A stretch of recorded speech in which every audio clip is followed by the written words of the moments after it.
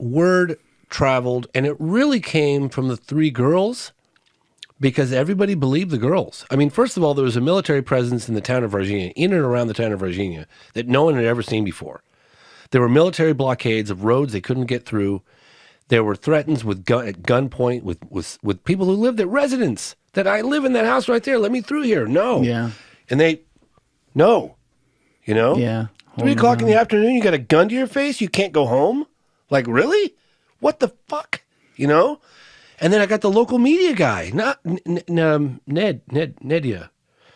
He's on camera. Yeah, the guy with the bald guy who is bigger. Yeah. Yes. So he's the media. TV Presenza. Yeah. You know, and he's like going out. He hears about the girls, and he's like he knows the town. He jumps in his car, and off he goes. And they threaten him. No.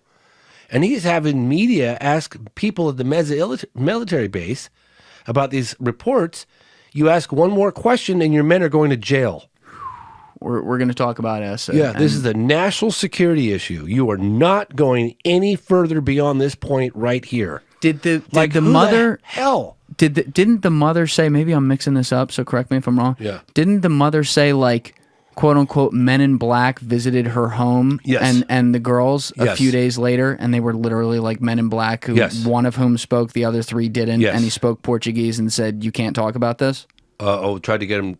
Okay, so let's back up a little here. Please. Yeah, because I'd heard, if I talk to your audience, address the so-called Men in Black issue, we could go on for 12 hours because I could give you accounts that I'd heard dating back to the 50s and then the 60s and then the 70s and the 80s and the 90s, et cetera, et cetera, et cetera. Cases, specific cases that I've investigated, military men that I've talked to, civilian witnesses that I'd talked to about these so-called men in dark suits that show up and intimidate witnesses, blah, blah, blah. I've never included any of the testimony in any one of my films because I felt it was a slippery slope and I couldn't prove it, and it just seemed too weird. I was like, Men in Black, what the fuck? Think about Will Smith. No. Do you think if they had never made that movie, though, you wouldn't be thinking like that?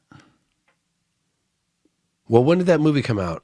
Maybe like 96, 97, okay, well, maybe? Somewhere in there. Because I first heard about him in 97, so maybe, I don't know.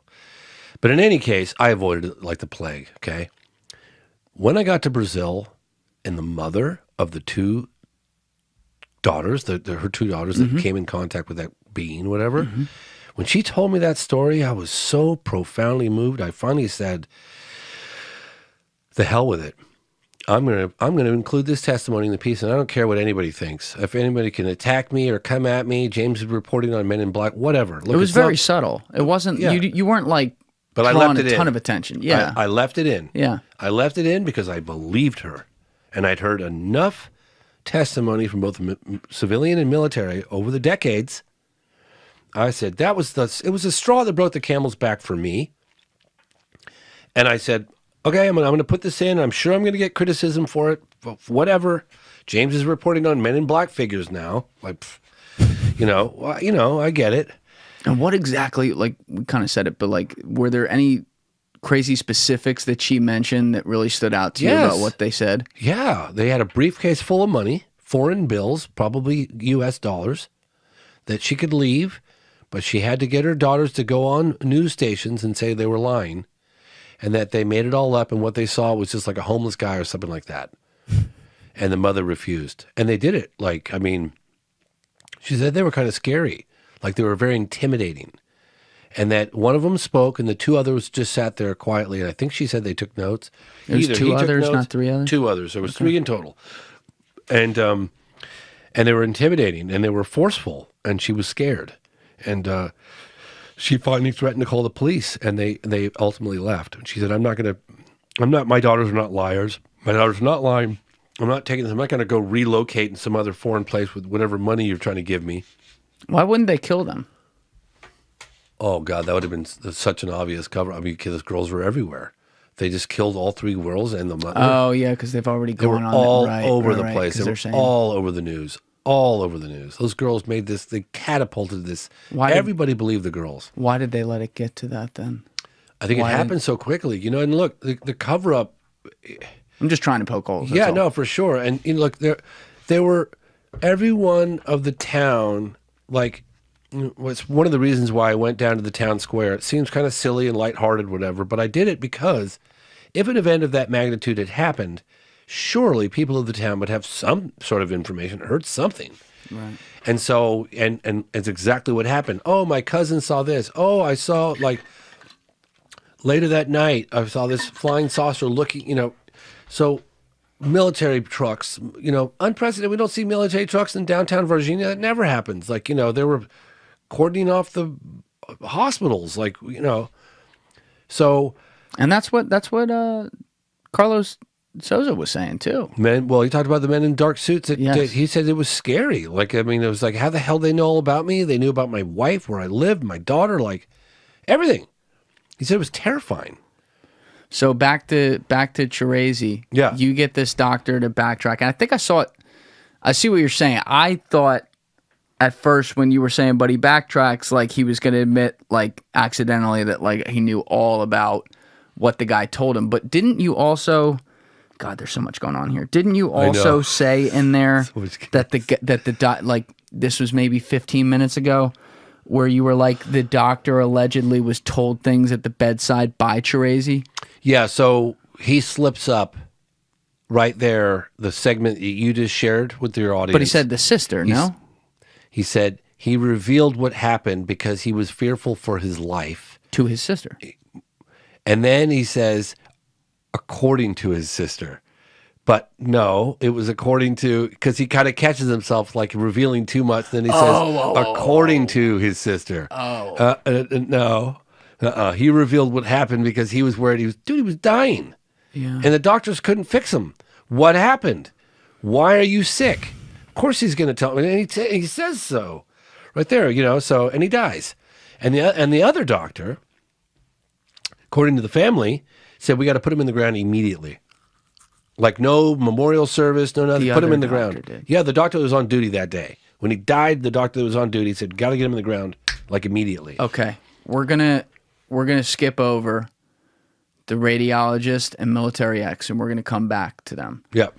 What we need to do is where you almost essentially like closed out the documentary here, which was with Eric Lopes. Yes. And I want to go there because Eric Lopes, as we've highlighted, was the driver of that car.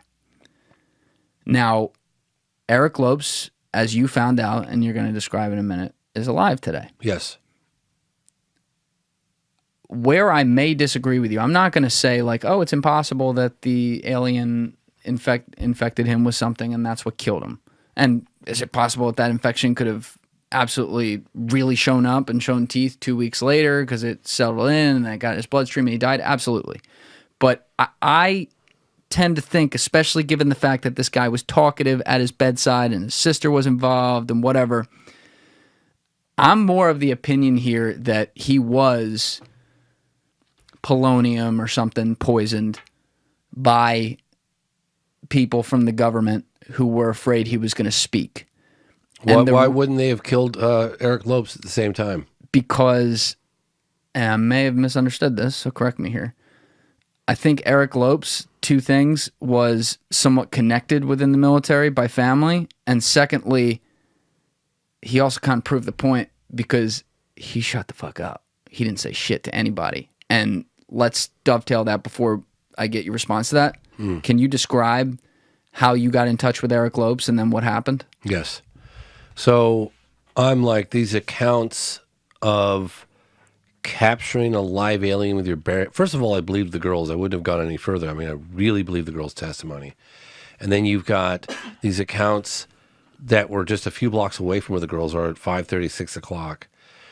And I was like, there are only two witnesses, Marco Cherese and Eric Lopes. Cherese's dead. We got Eric Lopes left. We got to find Eric Lopes. We got to get him on camera. We got to get a statement. Everybody was like, that's never going to happen.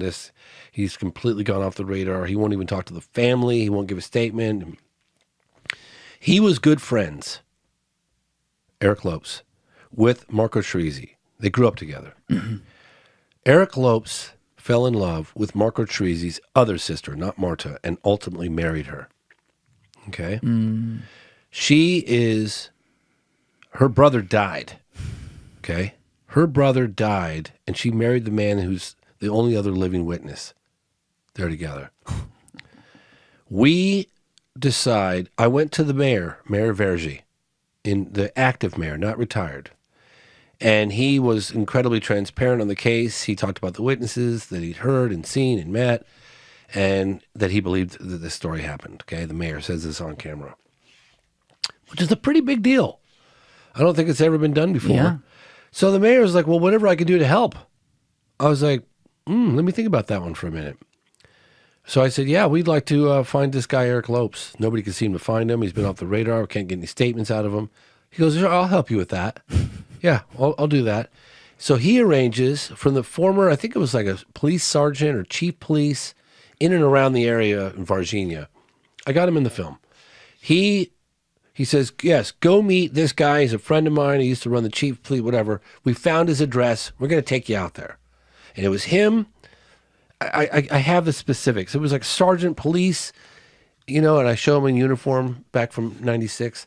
And then his son, who's a very famous lawyer, used to be a politician in Virginia. When we were standing in the town square, people would drive by. They were honking and waving and shouting. And the guy was clearly, Homelo was very famous, and his dad.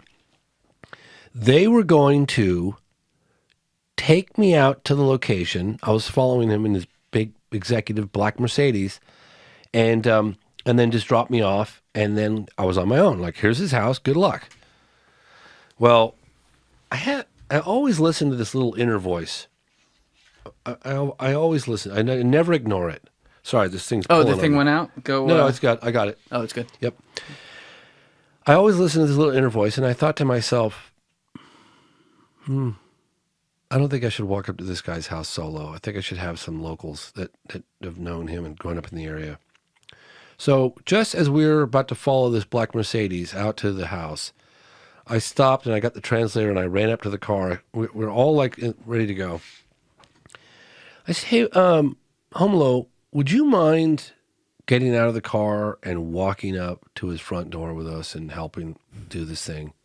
And I honestly think, and you can call me crazy all you like, but I honestly think that might have saved my life. I don't disagree. I really think that could have been a very deadly, serious situation, because even the local researchers that had balls, like Peccaccini, who packed a gun, and he'll tell you some crazy stories during his time, he wouldn't go near Eric Lopes. Eric Lopes, the military police, armed to the teeth, no doubt. And is he still active in military police? He was up till fairly recently. Okay. I know that from a Facebook page. And so I honestly think that was a very wise decision that I made in the field like that. We go up to this guy's house, and the first thing, well, first of all, you want to play the scene? Or? Yeah, I have it up. Yeah, and this is where Alessi, who just left, actually came in pretty clutch from the car, because he came. You had, just to set it, you walked up, you had the translator, you had the guy who brought you there, and you had, I think, 2 cameramen with you, right? Yeah, I had David, I had the sound guy, and the sound guy's funny. If you look at the sound guy carefully, sound guy's Brazilian. He's from like Rio, I think. And he can listen. He's got headphones on, and he's got his boom mic, and he's got his boom mic pointed out to the guy's mouth, so he can hear what's going on, right? Right. And you don't know what Eric Lopes looks like, by the way. No, I don't know what he looks like. Yeah. I'd heard about Eric Lopes for years, over a decade. So, but when you're walking up, Alessi and Marco are in the car. Yeah, Marco wasn't getting out of the car. Marco was terrified that bullets were going to start flying. Marco had known through the fellow researchers and through his own efforts that this guy could potentially start shooting everybody. So Marco stays in his car. And then this happens. I'm going to play it at 1:30. More than everybody else, because he had his headphones on and he had the mic. Oh, my right? So he was listening, and you could see... It's like, this is not going well. The sound guy, he's going like he's putting his head behind the brick wall a little bit, and he's putting his microphone out this way so he's not in the line of fire. Guy knew what the hell was being said. And then he tells us when I'm confused. I was like, shit. You're hilarious in that scene. I was just like, I was confused, and it was so... Let me tell you something. And this is something the camera didn't pick up.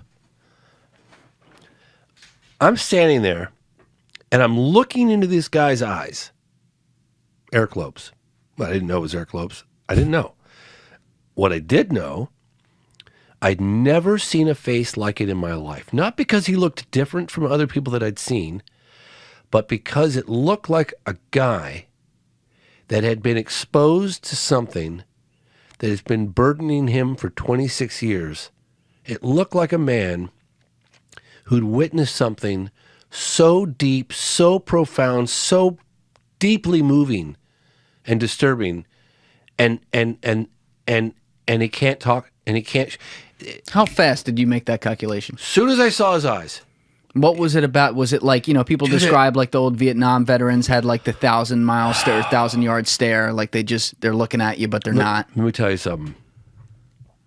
It didn't translate in the. I'm looking at it now. I could see in his face, the way his face, his whole face, and his eyes, like if you can imagine a weight on him, a weight on his shoulders that's been burdening him for, 25 years, 26 years, something so deep, so profound, so unbelievable, and he's having to take it to the grave.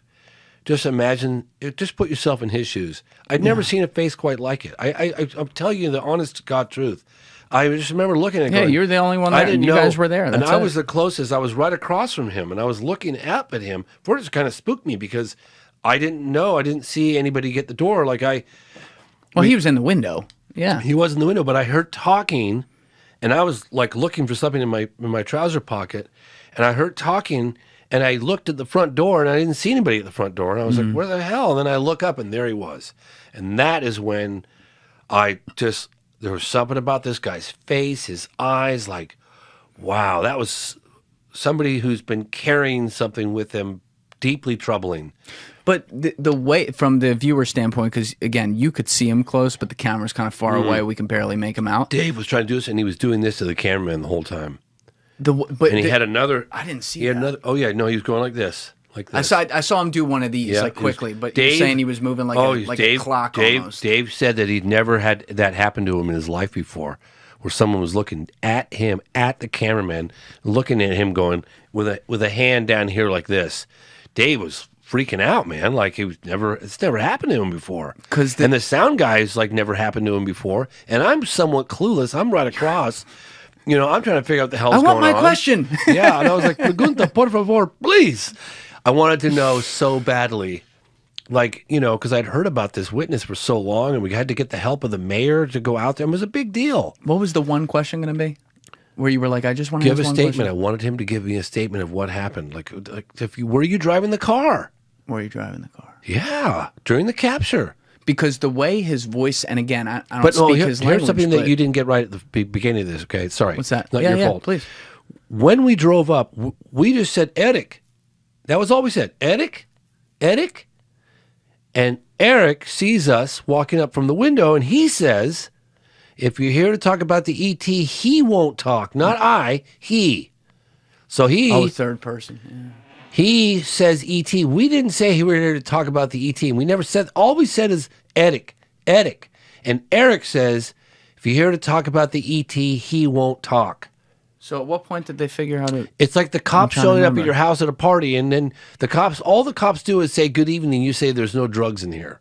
Do you know what I'm saying? Like, we didn't ask you if there's drugs in here, but now that you mention it, you know what I mean? That was all happening so fast in the clip, though. What did he say? Was it the translator said, are you Eric Lopes? And he said, I am Eric Lopes? That was later. But at first he said he. Yeah, he said he. He said, I'm a friend of Eric Lopes. He said he'll never talk about the ET or something like that, about the ET. That's what he said. Yes, and then he made a switch to, okay, I'm Eric Lopes. Well, and he said, we're not Eric Lopes, and then I kept persisting. You guys are going to get in trouble. Bullets are going to start flying. You guys are going to get in trouble. I'm going to kick you out with bullets. And then I was like, pregunta, please, por favor, pregunta, and I said, will you ever make a statement about Eric Lopes? And he says, and you can just tell, he goes, fuck it, I'm Eric Lopes. And that's, yeah. Because I don't speak Portuguese. I don't know how other people are going to interpret this, but when I was listening to it, the thing that really struck me is he seemed like the way his voice sounded seemed so nonchalant. He was like, no, I remove you with bullets. Like, it was not like, I'm going to remove you with bullets. Yeah. There was no like There was none of that. But you can see, like, and he's almost like kind of hanging in the window like this. You said you saw his hand like this. Well, everybody kind of speculated. I mean, who knows? I mean, you know, but his hand is down below the windowsill like this most of the time, and the other hand is kind of doing this. And he's pointing at the camera because Dave said he was doing this, and Dave's got the wrong lens on. He's trying to zoom in. It's focusing on the wrong thing, and I mean, it almost, yeah, and, you know. And so here's the thing. So you don't think though, you don't think that they killed Cherese. You think he died of that infection? I do, and I can tell you why later. Okay. So another thing, and this is in the extras of the movie. There's another aspect. There was a sighting at the zoo, and we interviewed the veterinarian, the zoologist, the person that ran the zoo, and there was a sighting by a woman outside she was in her 80s, smoking a cigarette. We have her on camera, smoking a cigarette, and she saw one of the creatures. This was months later, and all these animals died in the same mysterious way that Marco Cherese. They were exposed to something, they got immune system deficiency, and they all died. We interviewed the guy. It's in the extras on iTunes, Vimeo, not Amazon, but iTunes and Vimeo. Do we have photographic evidence of the animals' carcasses? No, but I interviewed the scientist or the zoologist or the veterinarian who worked on them, and he talks about it. It's all in the extras. But anyway, we didn't include that in the film because there was another aspect of the story that we're going to release that. We're going to put that out there. Yeah, I know. So I'm going to stay on this. So, where was that, guys? I'm sorry. We were talking about Lopes. You had said you're going to answer later my question about your belief that Cherese was Cherese. Is it Cherese or Cherese? Oh, well, Eric Lopes, all he had to do was come outside and say, God, this is so funny. This is a terrible misunderstanding. There's nothing to this story. I wish there was, but it was a perfectly normal night, and, you know, my partner Marco died from what, you know, he got an infection. Or I wasn't there. I wasn't there. Whatever. But he doesn't do that. He could literally just come outside and diffuse the whole thing. Oh my God, this is so funny. Isn't that weird how rumors spread and I had nothing to do with any of this? And that would have been the end of it. He gave a statement and no. But instead he says, if you're here to talk about the ET, he won't talk. He won't talk, not I. He. That's weird. Yeah. We didn't ask him about the ET. We just said Eric. We said Eric, maybe Eric Lopes. That was it. That's all we said. We're looking for Eric Lopes. If you're here to talk about the ET, that came from his mouth. Yeah. It's weird, right? It's very weird. It's kind of weird. Because then he flips to the... And then he says, I am Eric Lopes. Yeah. You guys are going to get in trouble. I'm going to kick you out. Bullets are going to start flying. Something like this. So anyway. Are you... Now, you've described that stare that you saw. Are you certain, though, that that's not it? That that's him? Yeah. And that wasn't the other guy there who then suddenly we found his face, fuck it. It is we found his Facebook page. And here's another thing that I didn't So he mention. has his picture on there. It's Okay. That was him. All right. No question. Got it. So after this incident, it made headline news across Brazil. Like it got out somehow. I don't know. Yes, this. That we were almost shot at or something like this. It made headline news across Brazil. So I reached out through, I think, Marta, because Marta's sister's married to him. Like Eric Cherese's sister is married to Eric Lopes. And then the other sister. And Marta's the other sister who went on camera to talk about all this. Yep. She's the one that told us to go get Eric Lopes. He's got all the answers. Go get a statement from him. So she doesn't, it sounds like she doesn't have a relationship with him or she said that the one or two times that she was desperately trying to tell him the truth, he was just smoking cigarettes, back to back, smoking cigarettes, sweating, smoking cigarettes, and looking at her and smoking cigarettes, and just wouldn't say anything. So it tore apart the family. Totally. So anyway, we get a hold of Eric Lopes' wife on the phone or a text. I can't remember. Marco Cherese's sister. Marco Cherese's sister. And is it Cherese or Cherese? Cherese. Cherese. Yeah. Got it. So we get a hold of his wife, and I said, here's the question I wanted to ask her. I said, what is it going to take for Eric Lopes to come forward and give a statement on what happened? She said, you bring my brother back to life and Eric Lopes will talk. I just had David Satter in here who, for the second time, who is, to this day, actually still, even after almost a year of this Ukraine war, he is the only Western reporter who has ever been banned from post-Soviet Russia by the Russian government. He has been a thorn in their side for 50 years almost. And he was banned in 2013. He is viewed as like the preeminent psychologist of Vladimir Putin in the West, in the world. Before the KGB, there was the NKVD in the 30s that was responsible for murdering hundreds of thousands of people. Like the pogroms and stuff? No. Pogroms were ethnic, anti-Jewish for the most part. Right. Riots. Right. No, this was the Great Terror during the 1930s that Stalin launched against real and imagined opponents in order to bring the country completely to its knees.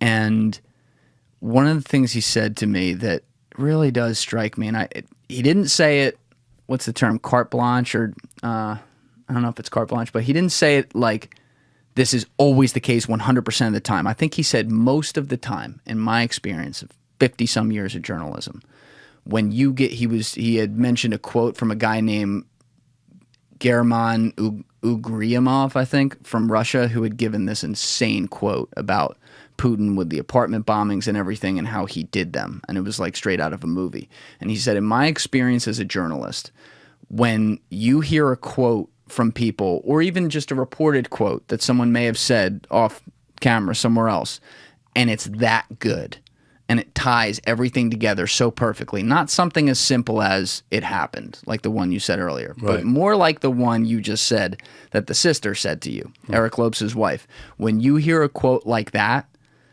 in his experience, he's like, people don't just come up with that. It's too good. Mm-hmm. And so when I can't get that out of my head. And I'm like, when I hear that, I'm like, she didn't just like think of that. You know what I mean? Like, that wasn't just like a random whatever. That was rooted in deep emotional ties to a case that took her brother all these years ago, that she's now married to the one man who knows what happened. And perhaps so does she. It's heavy. He must have told his wife. I mean, come on. Right? Well, so I guess it could go either way, right? I can't reveal this, damn it. I want to, but I can't. I just can't reveal it. But Eric Lopes gave testimony at the time, all of it, to someone we know. Okay. So that's all I can leave it right there. Okay. And that person communicated with us. And you can't say. I just can't. Okay. All right, that's fine. Yeah. Yeah. Anyway, the other aspect of the story is the transportation of the creature from the military. That's what we're going back to now. So I had said we're skipping over the radiologist and military X. Very quickly, though, before we go to that, I just don't want to forget this. Who were the three random people that you interviewed in between the Cherese story and the sisters who made you shoot them from behind because they were a prominent family or something? What did they say they saw again? So this was creepy. This was so weird because we didn't even quite figure it out at the time. I don't know why we didn't put that together. But we were in the edit room, and like I said earlier, I flew a drone over all the different, important sites, the alleged crash site, the encounter, the capture, the military blockades, all this stuff. And usually when I fly the drone, I'll get a bunch of different shots. I'll take the drone straight up, I'll look straight down, I'll pan the camera up, down. I try to document everything around. So we're renting a nice house on the outskirts of Virginia that's got security because we had a lot of camera gear. We had multiple vehicles with camera gear and drones and lenses and all that stuff. And just wanted to be extra careful. And we were also a little concerned because we're poking around on a story that, the government and military didn't want out. And so that was, we rented a nice little gate and had a secure gate going in and out with a security guard. And it was a nice place. I got you new security, by the way, today. I'll talk to you after. All right. So the owners are doctors, and they have friends, and they were like, well, what are you guys doing here? And we told them we're shooting this documentary on the Virginia case. Oh, you got to talk to our friends. They're fellow doctors, and they said they're really good witnesses. The entire family had an experience. You got to go talk to them, So So they agreed to meet with us. It was my understanding that they agreed to meet with us on camera, but we got to their house and the entire family are like, whoa, whoa, whoa, whoa, what are all this camera gear doing here? It's like, well, you said you'd meet with us. Well, we said we'd meet with you, but we didn't say we'd go on camera. We just wanted you to know what we saw. So I eventually talked him in to get to go on camera. I was like, look, I'll film you from the back, whatever. They shared this story for the first time probably in 26 years. And this was probably, and I found out because of the drone, I was like, wait a minute. This house is like 3 or 4 blocks, small blocks, away from where the girls saw this creature, or claimed to have seen this creature. 4 or 5 blocks away from where the alleged capture took place with Marco Cherese and Eric Lopes. And just a few blocks away from the military blockade that we have a bunch of eyewitness accounts on people at gunpoint at 3 o'clock in the afternoon told, you will not be walking through here. Yeah. You know? And so I got all that. And then we're at their house and we're in the edit room months later, a couple months later. And I think it was Boris. He looked and he's like, you realize, like, wait a minute, the family, this was like 11 o'clock at night and they're just a couple blocks away. And the family was adamant that this object, this disc-shaped craft, was looking for something. And I kept saying, what do you mean looking for something? What do you mean? They said it was looking for something. We watched it for 20 minutes. All of them. The mother, the dad, the daughter. And it was doing this grid pattern, looking for something. Boris turns to me and he goes, I think you have a drone shot of all the areas, of all this area. The military blockade, the girls' encounter, the Marco Cherese capture, and the house of the people that we're interviewing right now. So we take out the drone footage, we go through all of it. It took us like 3 or 4 hours. And we started to identify rooftop and trees that were out front. And we went, oh my God, this house is 3 blocks away. We have a shot in the film of all that area, all in one shot. This could mean one thing. Either this family's full of doggy doo-doo, which I can't imagine why they would be, or this was a rescue operation. That craft was looking to recover their comrades. Because what the hell else are they doing? Because you can hear the testimony of the family. They were looking for something. And I'm like, well, you sure you didn't mistake? And the guy gets upset. He's like, I know damn well what I saw. He's like, we watched it for 20 minutes. It was right above my house, going like this. And it was doing that over that entire encounter area. Is the creature, I'm trying to think, because we've talked about there's 2, could have been up to 5, whatever. Yeah. So the creature that the girls saw at this point, that hasn't been captured by the military yet while they're seeing this. Yes. So the fire department made a capture earlier that morning. Which would have been that one. Which would have been, well... No, because they saw it. So Marco, my buddy, has met with people that were involved with the first capture, but they didn't want to come forward on camera. But there was a capture in the morning of a live creature. They got it with a net. And people will say there was another capture that involved gunfire. But we know about the Cherese one. Only had 2 solid, solid, multiple eyewitness, all the researchers, like 2 solid captures. But there are possibly, almost definitely more, but we only include the 2. Do we know that, I'm trying to keep it straight. Do we know that alien that the girl saw was one of the ones that got captured? Almost positive. But that wasn't one of your 2 you're talking about. Yes, it is. It is one of your 2. Because it was just 2 blocks away. So 2 hours away. When the family that we're talking about is seeing this drone... 11 o'clock at night. So it's after 3 p.m., so that one's been captured. Yes. Got it. Okay. Fair enough. So the girls see it at 3. It's captured around 5:30 or 6 by Marco Cherese, which would have been, I guess... Oh, fuck, I messed that up. So he captured that exact one. The one the girls saw, Marco Cherese captured 2 blocks away. Got it. Okay. Just a couple hours later. Okay. And then 3 blocks away from that, 3 or 4 blocks away from that, is the family getting the pizza delivered at 11 o'clock at night. Why are they getting the pizza at 11 o'clock at night? They're getting food delivered late at night. Who knows? It's summer evening. It was summertime. It's January. Still sketchy. I mean, I would get people like, you know, if I'm like out partying and shit, like that makes sense. But like a family, yeah, they got food delivered, and so and even the delivery guy, according to the family, saw it. But you have to keep in mind, we found them. They refused to go on camera. They were not looking for notoriety. They didn't want their faces on camera. They didn't want any money. They didn't want. All they wanted for us to know is, hey, I heard that you're doing this thing through the fellow doctors, and they agreed to meet with us to share their story. That was it. I talked them into going on, from the backside, going on camera to talk about what they'd seen. So, but there were also people in the town square, who also saw the same craft, same description, also looking for something. That was earlier. How big did they say it was? Not that big, 40 feet in diameter. Okay. Yeah, 40 feet in diameter. Kind of like a decent boat on the like bay. like a lifeboat. Yeah. From a bigger boat. Yeah, yeah. Like a little dinghy. Anyway. Interesting. Okay. So now are we at the radiologist now? Is that right? Sure, we can do radiologist. That's, yeah. So what do you want to do? Well, let's just go to radiologist. That's fine. So, okay. So Marco Leal, and I can't emphasize his level of contribution to this project, would have been impossible without him and the other researchers that had done decades of research in the area. And there were a couple of students of a radiologist that worked at Humanitas Hospital, or was it regional? I'm trying to remember. I'll look it up while you're talking. Yeah, okay. I'll see if I can find it. Okay, cool. Yeah, definitely show that segment because it's insane.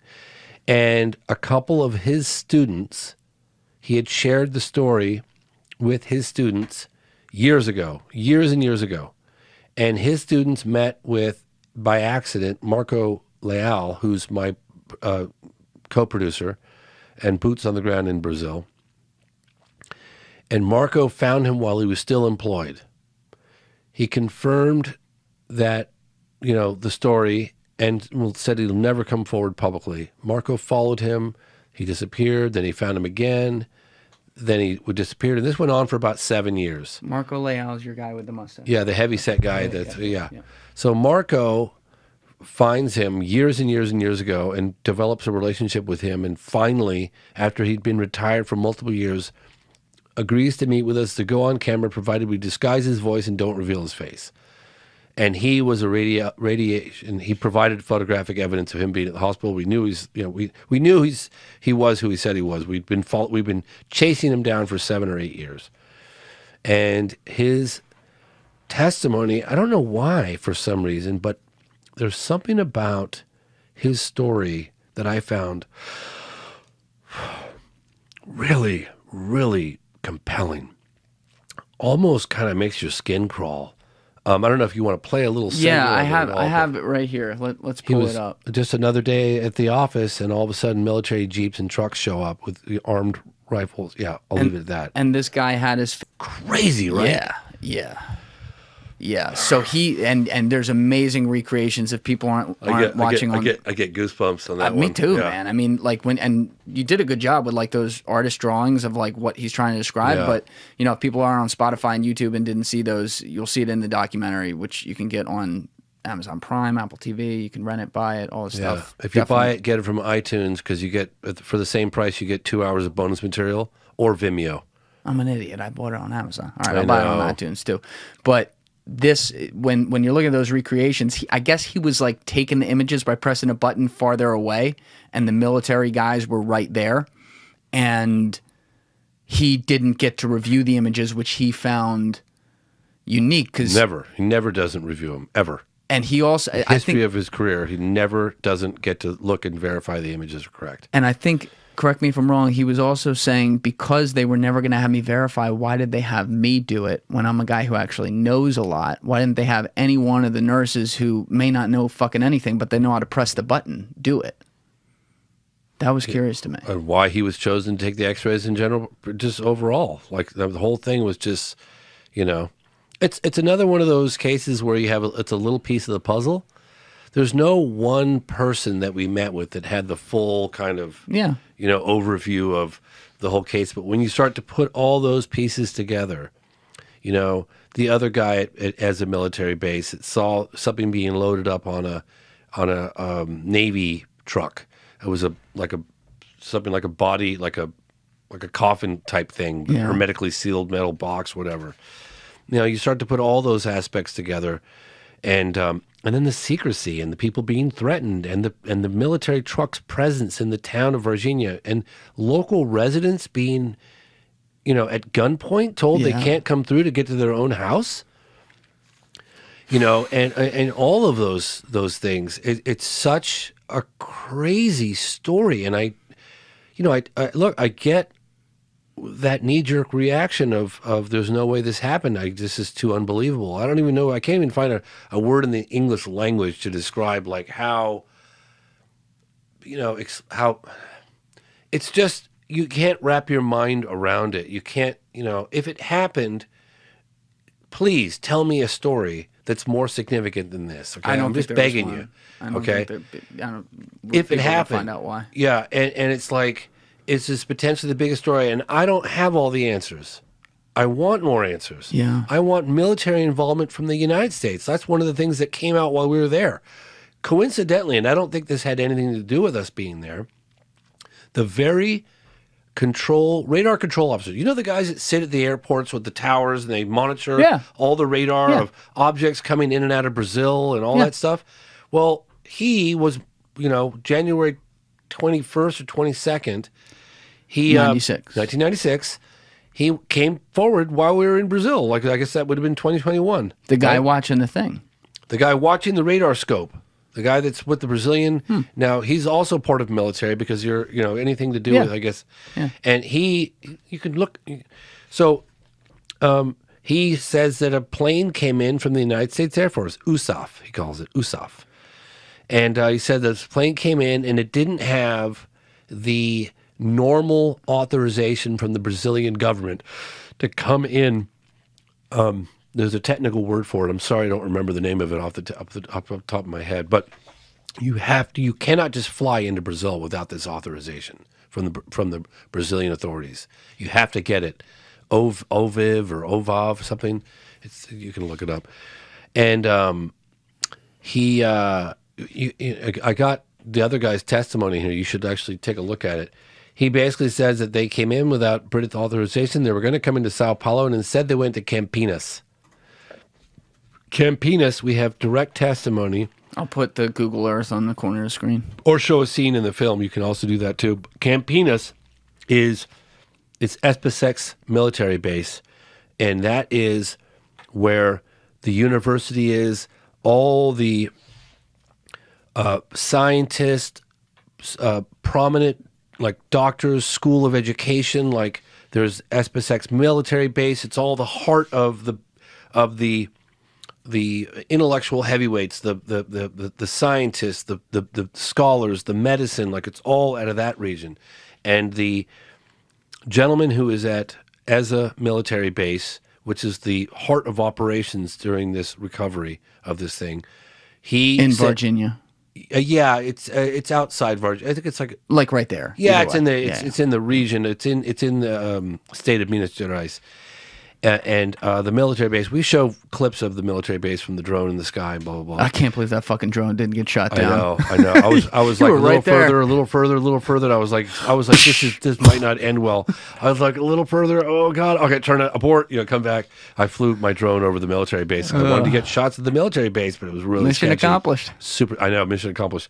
So, what was I getting? Oh, yeah. So we have testimony from the very man that was at ESA military base that picked up the creatures from Humanitas Hospital. The creature. This is Military X. Military X. And by the way, you didn't say this. I want to make sure I didn't miss this because maybe you left this out on purpose and I can re-edit this and take this out. But one of the guys that the radiologist witnessed in the room had a camera. Oh, yeah. That was from Military X. Yes. That was from Military X. Yes. You said that. Yes. Okay. All right. Well, let's go Military X. Yeah. So Military X, and we'd been aware of Military X for some time. There were a handful of witnesses from ESA military base that were concerned about their safety. They met with a fellow Brazilian researcher. I'm sorry, I'm trying to be very tactful on how I release this. And they gave on-camera statements in 1996 as a form of protection that if anything happened to them or their families, that footage would be released. And it's a full, transparent, and I'd seen it. I'd seen the tapes. I've been in touch with people. And I'm like, oh my God, we can't use, what do you mean we can't use this? People spilling the beans. This is all every aspect. No, it was only being released in the 2030. So we'd been known about Military X. He was one of the people that had done this, okay? And Marco found him. That's a whole story. It's so incredible. You're Marco, not Marco Cherese. Marco Leal, my fellow co-producer, sorry. And Marco finds him. The way they finally meet, why are you interested? So the witness, Military X, thinks that Marco Leal is an intelligence officer trying to find out if this guy's talking, trying to see if he's a weak link. And this is like 20 years later. Did Eric Lopes make one of those tapes? Not that I know of.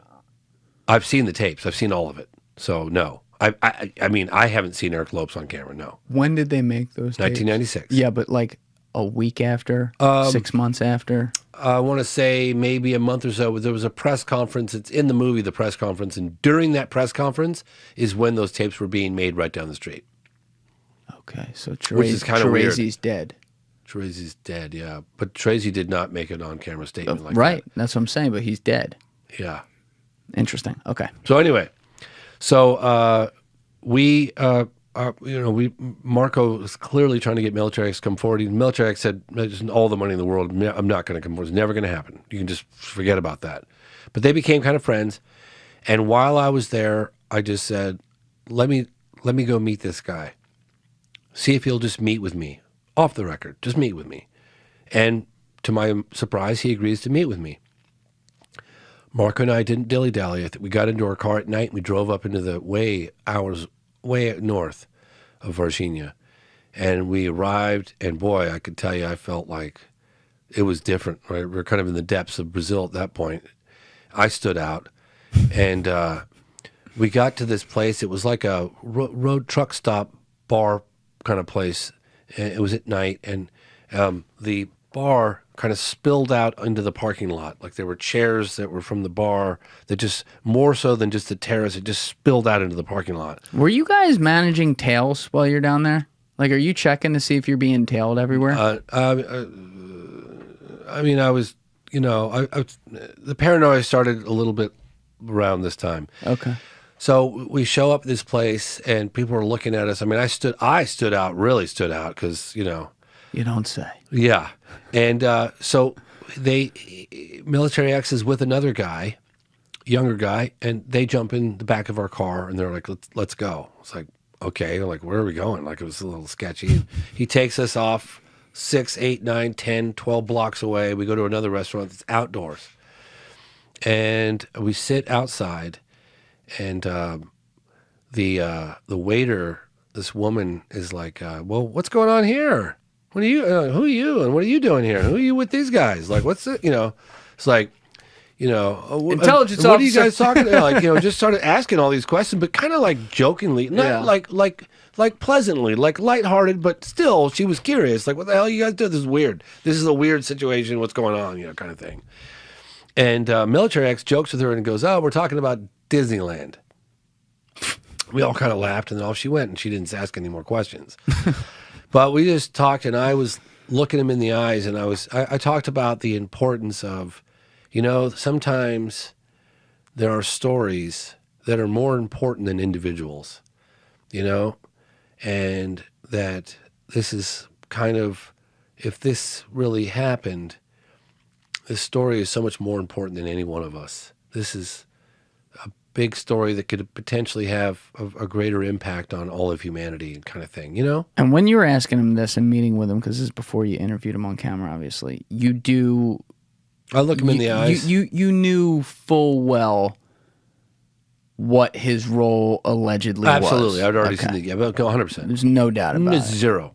I wouldn't be wasting my time. But Zero. meaning there wasn't, like, when you got him, what I really should ask is, when you got him on camera, there wasn't really anything surprising about... Oh, no. There was definitely more levels of detail. Well, okay, so when I watched the tapes of this guy from back in 1996, it didn't have lower thirds. So Marco, my partner, Leal, would translate as much as he could, as best he could. and obviously during the interview. But when I had it professionally translated, like professionally, word for word, everything, and had multiple people go over it, I got a level of detail for that for the first time. That was pretty remarkable. Oh, that's cool. Yeah, but in any case, at the dinner, I've done this a number of times before. I did it in Australia with The 66 sighting. yeah, the 66 site in Westall with the Mr.